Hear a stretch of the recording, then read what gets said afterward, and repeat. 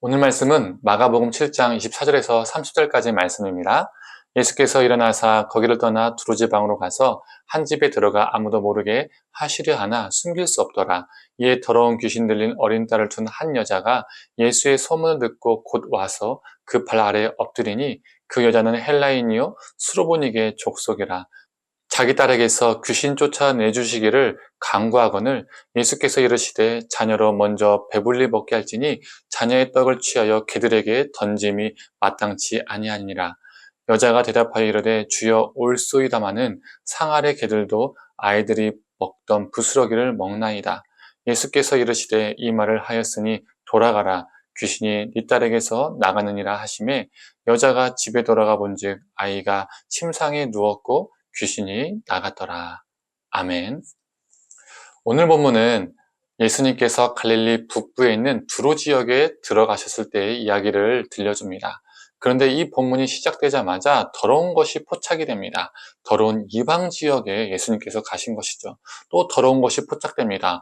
더러운 귀신 들린 어린 딸을 둔 여자가 나타납니다. 또 더러운 것이 포착됩니다. 그 여인은 이방 땅에 살고 있는 유대인이 아니라 그 여인은 헬라인, 수로보니게 족속이었습니다. 유대인이 아니었던 것이죠. 이방인이었던 것입니다. 장로들의 전통에 근거해서 바리새인들과 종교인들이 더럽다고 부정하다고 여겨지는 장소 그리고 사람을 예수님은 만나고 계신 것이죠. 이 이방 여인은 더러운 귀신 들린 딸을 고쳐달라고 주님의 발 앞에 엎드립니다. 그런데 예수님의 대답은요, 차갑고 퉁명스러우시죠. 자녀로 먼저 배불리게 먹게 할지니 자녀의 떡을 취하여 개들에게 던짐이 마땅치 않다라고 말씀하십니다. 어찌 보면 예수님의 이 말씀은요, 너무 차갑게 들립니다. 유대인들은 이방인들을 더러운 개로 보았는데 예수님도 똑같이 그녀를 개로 대하는 것 같습니다. 그럼에도 불구하고 이 여인은 또 말합니다. 주님, 옳습니다. 하지만 상 아래에 있는 개들도 아이들의 먹던 부스러기를 먹습니다. 이 여인은 예수님께서 하신 경멸적인 언어를 듣고도 포기하지 않았습니다. 자신 스스로를 개라고 표현합니다. 딸이 치유만 될 수 있다면, 더러운 귀신이 나가서 깨끗해질 수만 있다면 기꺼이 개가 되는 것을 선택하는 겁니다. 그녀의 이러한 고백을 듣고 예수님은 그녀의 딸을 치유해 주셨습니다. 그리고 마태복음 15장 평행 본문에는 네 믿음이 크도다라고 칭찬까지 해주셨습니다.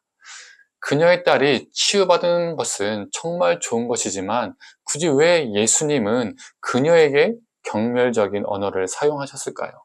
그 이유는 정말로 그녀를 더럽다라고 여기셔서 말씀하신 것이 아니라 바리새인과 서기관들의 위선들, 그 당시 이스라엘의 위선을 드러내시기 위해서 하셨던 말씀입니다. 오늘 본문 바로 앞본문이 장로들의 전통에 대한 이야기를 하고 있었잖아요. 자신들이 만들어 놓은 기준으로 자신들은 정결하고 깨끗하지만 그 기준 밖에 있는 존재들은 더럽다라고 여기며 그들을 경멸했었습니다. 바로 오늘 본문에 나오는 수로보니게 여인도 이 이방 여인으로서 거기에 해당되는 존재죠. 더러운 존재.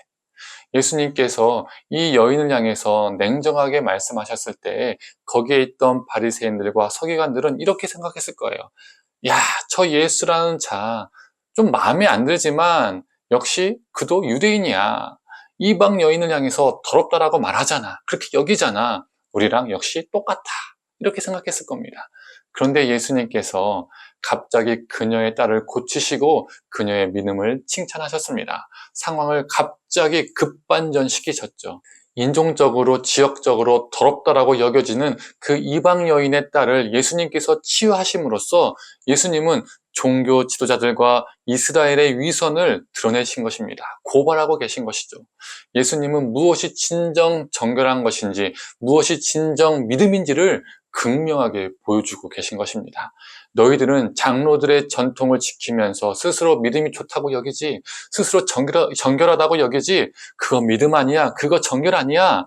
너희들 내 페이크에 속았어. 난 이 여인을 경멸하려고 한 것이 아니라 너희들의 위선을 드러내고 오히려 난 이 여인을 칭찬하려고 한 거야 라고 말씀하고 계신 것입니다. 자신의 딸의 생명을 구하기 위해서 기꺼이 개가 되기를 자처하는 것, 자기 자신이 낮아지는 것을 자처하는 것, 이것이 바로 믿음이고 이것이 바로 진정한 정결입니다. 우리 예수님도 그러하셨잖아요. 우리를 죄에서 구원하시기 위해서, 우리에게 생명을 주시기 위해서 하나님의 본체시나 인간이 되셨습니다. 낮아지고 낮아지셨습니다. 자기를 죽기까지 낮추셨습니다. 이것이 진정한 정결이고 이것이 진정한 거룩이죠. 겉으로 거룩하고 정결하게 치장하나 생명을 살릴 수 없는 존재, 오히려 죽이는 존재가 바리새인과 종교 지도자들이었다면, 반대로 겉으로는 더러워 보이나 정결해 보이지 않으나 오히려 생명을 살리고 실제로 정결케 한 존재는 수로보니게 여인이었습니다. 성도님들, 우리가 바리새인과 같이 거룩한 척으로 치장하나 생명력이 없는 존재가 아니라 이 여인처럼 생명을 위해 기꺼이 개가 될 수 있는 존재, 기꺼이 낮아질 수 있는 믿음의 사람, 정결의 사람이 되기를 간절히 소망합니다. 함께 기도하겠습니다. 하나님, 거룩으로 치장했으나 그 속은 썩어 문드러졌고 더럽고 생명력이 없는, 죽음만 있는 바리새인과 서기관들과 종교 지도자들과 이스라엘의 모습을 보게 됩니다. 하나님, 우리가 그들의 모습이 아니라 수로보니게 여인의 모습으로 살게 하여 주시옵소서. 하나님, 예수님도 우리를 살리시기 위해서 기꺼이 십자가에 못 박혀 죽으시고 죽기까지 낮아지셨다는 것을 기억하며, 하나님, 우리도 생명을 위해서 기꺼이 개가 될 수 있는 존재, 낮아질 수 있는 존재 되게 하여 주셔서 오늘 우리의 삶의 현장 속에서 그 낮아짐으로 생명을 살리는 존재 되게 하여 주시옵소서. 감사드리며 사랑이 많으신 예수님의 이름으로 기도드립니다. 아멘.